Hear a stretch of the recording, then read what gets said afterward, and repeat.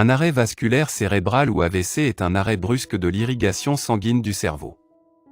Cet arrêt peut être dû à un caillot sanguin ou à la rupture d'un vaisseau sanguin du cerveau. Lors d'un AVC, le cerveau se retrouve subitement privé d'oxygène, les cellules cérébrales se retrouvent alors endommagées très rapidement, parfois ces dégâts sont irréversibles. C'est donc pour cette raison que l'AVC est considéré comme une urgence médicale, et qu'il est impératif de savoir reconnaître les signes avant-coureurs de celui-ci afin de le prévenir. Selon l'Institut national de la santé et la recherche médicale, on compterait en France 140 000 nouveaux cas d'AVC chaque année, soit un AVC toutes les 4 minutes. L'AVC reste la deuxième cause de mortalité en France, la première chez la femme. Les adultes de tout âge sont concernés par celui-ci. Les deux types d'AVC. On distingue deux types d'AVC, les infarctus cérébraux et les hémorragies cérébrales et méningées.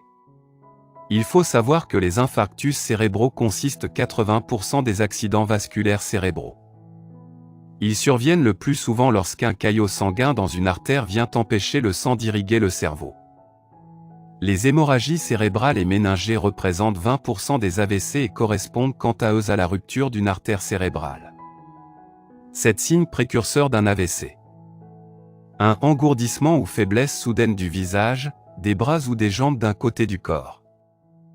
Généralement lors d'un AVC, un hémisphère du cerveau est touché. Ainsi, si l'hémisphère gauche est touché, la partie droite du corps peut se retrouver paralysée, et l'opposé pour l'hémisphère droit. 2. Étourdissement, évanouissement.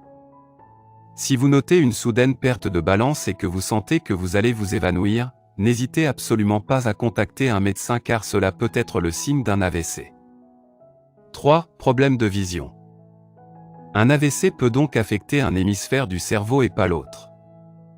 Parfois la zone cérébrale se chargeant de la vision se retrouve touchée, et il en résulte des troubles de la vision qui n'affectent qu'un œil. 4. Des maux de tête intenses.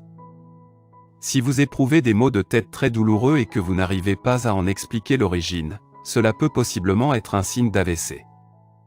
5. Difficulté à parler et à comprendre les autres. Si sans aucune raison vous n'arrivez pas à comprendre lorsqu'on vous parle et que vous n'arrivez subitement plus à parler, cela est un signe et une conséquence possible de l'AVC. 6. Perte d'équilibre. S'il vous arrive soudainement de vous sentir vertigineux et étourdi, que vous n'arrivez même plus à bouger, cela est peut-être un signe d'AVC. Il est donc recommandé d'en parler à votre médecin dans les plus brefs délais. 7. Problèmes respiratoires. Des difficultés à respirer peuvent accompagner un AVC. Si vous expérimentez un seul ou plusieurs de ces signes, contactez votre médecin au plus vite. Il est le seul à pouvoir vous guider. Comment prévenir l'AVC ? L'AVC est brusque et engendre des dégâts parfois irréversibles en quelques minutes. Dans ce contexte, la prévention est l'une des meilleures stratégies à adopter afin d'éviter les conséquences d'un AVC. Voici quelques recommandations.